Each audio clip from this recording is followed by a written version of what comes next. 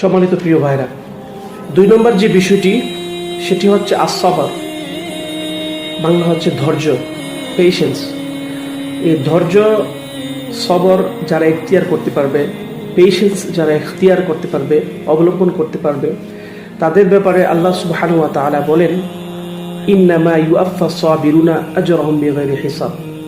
আল্লাহ সুবহানাহু ওয়া তাআলা তাদেরকে যে প্রতিদান দিবেন সেটি হবে অগণিত, কাউন্টলেস, এবং হাসরের মাঠে মিজানের পাল্লায় সেটিকে ওজন দেওয়া হবে না, মাপা হবে না। এত পরিমাণ সওয়াব আল্লাহ সুবহানাহু ওয়া তাআলা প্রদান করবে।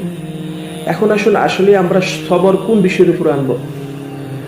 এই বিষয়ে ইবনে রাজব আল হাম্বালি ওনার একটি কিতাবের নাম হচ্ছে লিলাতাইফিল মাআরিফ ফিমা লিমাওয়াসিমিল আম্মি মিনাল ওয়াযাইফ। এই কিতাবের 269 নম্বর পেজ। ওখানে উনি বলেন, as-sabru থালাসাত আনওয়া, সবর হচ্ছে 3 প্রকার। 3টি বিষয়ের সমন্বয় হচ্ছে সবর। এই 3টি বিষয় যদি কারোর মধ্যে থাকে তাহলে যে আল্লাহ সুবহানাহু ওয়া তাআলা যে ঘোষণা দিয়েছেন সেই অনুযায়ী তাকে রেওয়ার্ড দেওয়া হবে। তার মধ্যে 1 নম্বর যে বিষয়টি সেটি হচ্ছে as-sabru আলা তাআতিল্লাহ। আল্লাহ সুবহানাহু ওয়া তাআলা যে সমস্ত কিছুকে আদেশ করেছেন, সমস্ত আদেশগুলোকে অনুসরণ করা। সমস্ত আদেশ অনুসরণ করাই হচ্ছে আল্লাহর অনুসরণ করা, আল্লাহকে মানা। তো যারা এই আল্লাহ সুবহানাহু ওয়া তাআলা সমস্ত আদেশগুলোকে মানতে পারবে, অনুসরণ করতে পারবে, তাদেরকে আল্লাহ সুবহানাহু ওয়া তাআলা এই রেওয়ার্ডটি দিবে।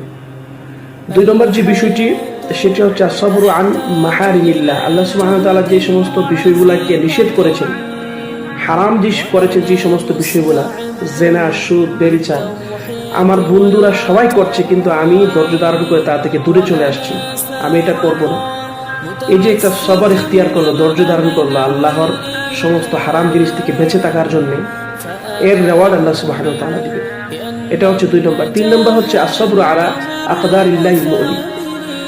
আল্লাহ সুবহানাহু ওয়া তাআলা যে সমস্ত তাকদীর আমাদের জন্য দিয়েছেন, ভালো মন্দ, কষ্টদায়ক, এই সমস্ত কিছুর উপরে ধৈর্য ধারণ করতে হবে।